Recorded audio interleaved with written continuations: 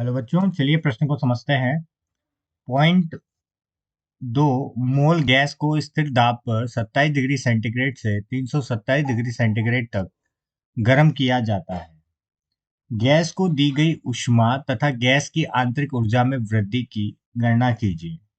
Gas के लिए Cp बराबर 7 कैलोरी प्रति मोल डिग्री सेंटीग्रेड, Cv बराबर 5 कैलोरी प्रति मोल डिग्री सेंटीग्रेड है। तो सबसे पहले हम यहाँ पर देखेंगे मुख्य अवधारणा। मुख्य अवधारणा। बच्चों, मुख्य अवधारणा की बात करते हैं तो सबसे पहले मुख्य अवधारणा में हम बात करते हैं विशिष्ट ऊष्मा की। विशिष्ट ऊष्मा।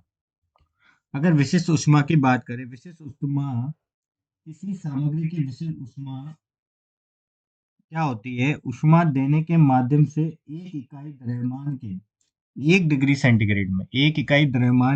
डिग्री सेंटीग्रेड के तापमान में वृद्धि के रूप में परिभाषित करते हैं, जिसका सूत्र होता है, विशिष्ट ऊष्मा को C से प्रदर्शित करते हैं। C बराबर क्या होता है?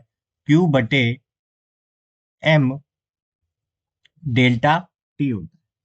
ये विशिष्ट ऊष्मा का सूत्र होता है। तो अगर मैं विशिष्ट ऊष्मा से जो दी गई ऊष्मा है वो निकालूंगा, तो दी गई ऊष्मा बराबर, मतलब दी गई गैस को दी गई ऊष्मा किसके बराबर आ जाएगी? Q बराबर क्या हो जाएगी?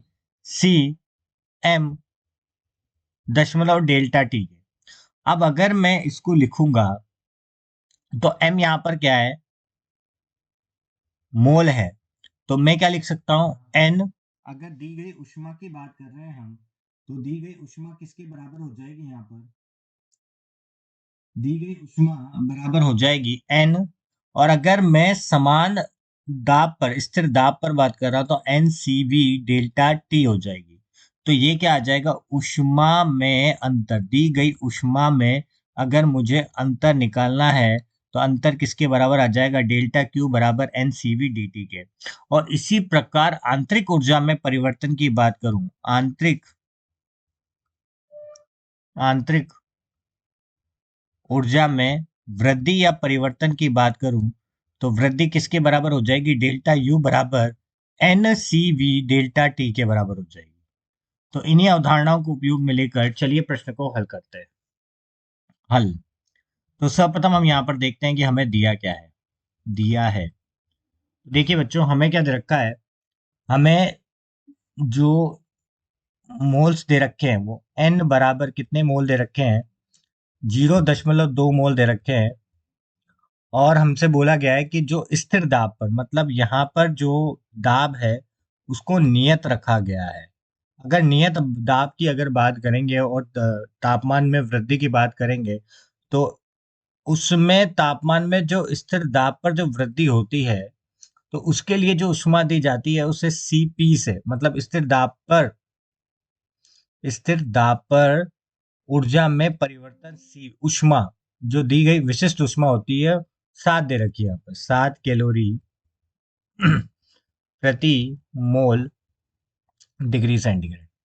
इसी प्रकार अब यहाँ पर हमें एक और चीज दे रखी है कि तापमान में जो परिवर्तन हो रहा है वो 27 डिग्री सेंटीग्रेड था पहले, और अब वो तापमान है वो 327 डिग्री सेंटीग्रेड हो चुका है। तो अगर इसको भी अगर हम केल्विन में परिवर्तित करना चाहें, दो तो 273 से इसको धन कर देंगे तो कितना हो जाएगा? ये तो हो गया 300 केल्विन, और ये हो गया कितना? 0.056 केल्विन। ठीक है। और Cv की बात करें हम, तो अगर स्थिर दाब पर ऊष्मा भी हमें दे रखी है, वो कितनी दे रखी है? वो हमें दे रखी है 5 कैलोरी प्रति मोल डिग्री सेंटीग्रेड।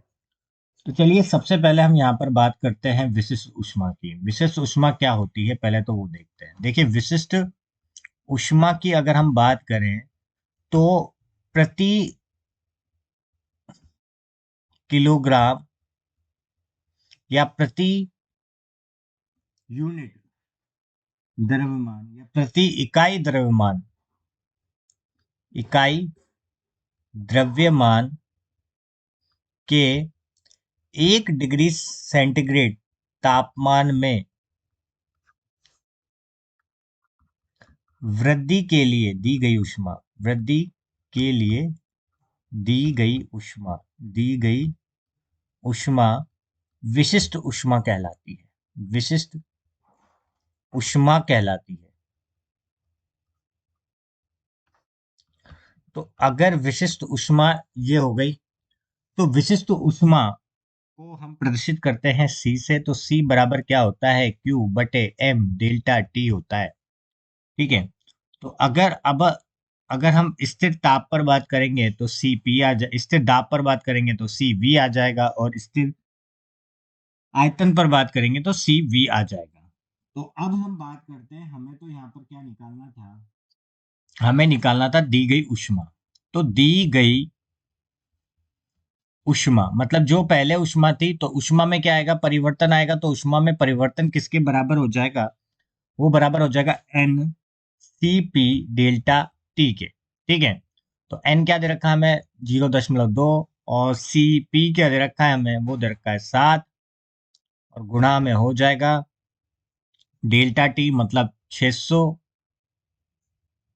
ऋण 300। ठीक है, 0.2 का 2/10 गुणा 7 गुणा 300।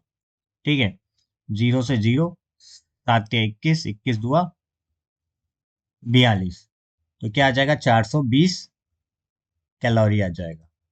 ठीक है, तो ये तो आ गया हमारा ऊष्मा में वृद्धि, एक भाग का उत्तर तो ये निकल गया। अब वो ये बोल रहा है कि अब देखिए बच्चों कि पहले से ही अगर हम किसी निकाय की बात करें तो इस निकाय में उसकी खुद की भी ऊर्जा होती है। तो अगर बाहर से कुछ ऊष्मा दी जाएगी तो उसकी ऊर्जा में क्या आएगा, परिवर्तन आएगा। तो ऊर्जा में जो परिवर्तन आएगा तो गैस की ऊर्जा में वृद्धि आएगी, तो गैस की ऊर्जा में वृद्धि किसके बराबर हो जाएगी, वो बराबर हो जाएगी डेल्टा यू से प्रतिष्ठित करते हैं, तो वो बराबर हो जाएगी एन सी वी और डेल्टा टी के। ठीक है, तो इन सबके मान हमें दिए हुए हैं, एन का मान दे रखा है 0.25 और गुणा 300, जो अभी अभी हमने अंतर निकाला, तो यहाँ से क्या निकल जाएगा, 300 कैलोरी निकल जाएगा। तो ऊर्जा में जो वृद्धि आएगी वो तो 300 आ गई, और जो ऊष्मा में जो परिवर्तन आएगा वो कितना आ गया हमारा, 420 आ गया। तो यही हमारे इन प्रश्नों के सही उत्तर होंगे, उपयुक्त उत्तर होंगे। तो मैं आशा करता हूँ आपको समझ आया होगा। धन्यवाद।